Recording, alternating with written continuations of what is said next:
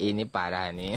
Selama Gibran masih nongkrong sebagai wapres, sampai kapanpun tidak pernah dapat berkah dari Allah SWT. Hanya akan menimbulkan petaka lebih lama lagi. Ya elah Mbah Sengkuni, Mbah Sengkuni. Udah kapok-kapok sih Mbah. Baru aja kemarin minggu yang lalu Mbah menghadiri pelantikan Pak Prabowo dan Mas Gibran. Udah bikin gosip lagi, udah bikin gaduh lagi. Kenapa sih Mbah? Kapan tobatnya sih? Tenang. Gini ya Mbah, apapun yang keluar dari mulut Mbah, satu pun gak ada yang terbukti, tahu nggak? Coba Mbah pikir, waktu Pak Prabowo mengambil Mas Gibran sebagai wakilnya, nah waktu itu Mbah juga pernah memprediksi bahwa barang siapa capres yang mengambil Mas Gibran sebagai wakilnya, maka itu artinya akan mengalami resep kekalahan, kan gitu. Itu intinya. Tapi buktinya Pak Prabowo dan Mas Gibran menang. Nah itulah contohnya, omongan Mbah itu nggak terbukti sama sekali.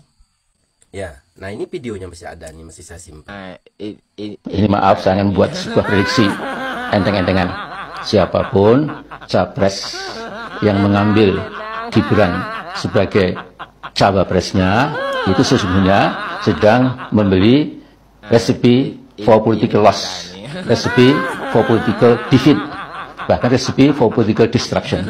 Jadi mengambil Gibran itu artinya resep kekalahan, resep kerugian politik, resep kehancuran.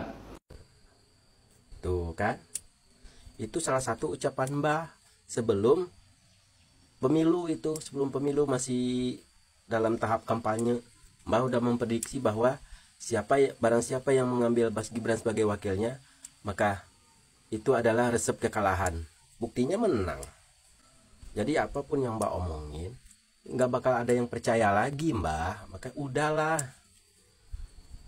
Terus waktu belum lama ini Mbah juga pernah ngomong, tanggal 20 Pak Prabowo dan Mas Gibran dilantik. Nah tanggal 21-nya kita geruduk tuh Istana Wakil Presiden. Mana buktinya? Nggak terbukti.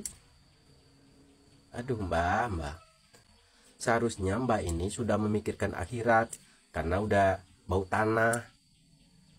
Ya, jadi bukan memikirkan dunia lagi. Udahlah, masa Mbah tuh udah habis. Ya, Mbah ingat kan kata-kata ini?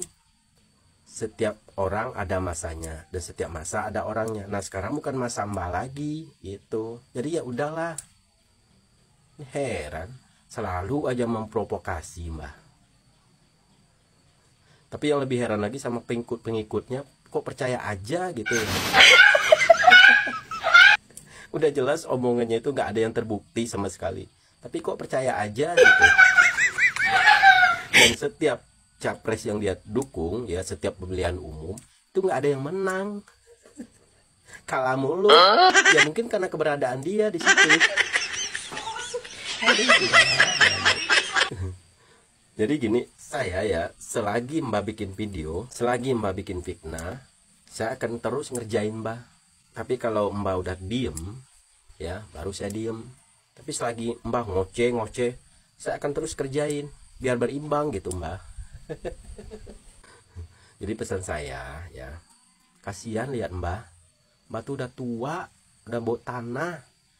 Meskinya seumuran Mbah ini udah harus memikirkan akhirat gitu. Jangan hanya terfokus sama dunia aja. Masalah politik, masalah segala macam itu kan dunia Mbah. Nah Mbah harus memikirkan akhiratnya bagaimana gitu. Saya kira setelah Mbah Amin menghadiri pelantikan kemarin, saya kira Mbah Amin udah mulai tobat gitu. Nggak taunya makin menjadi-jadi. Aduh, ini kapan tobatnya kalau kayak gitu? Mau gitu-gitu aja seterusnya sampai mati gitu.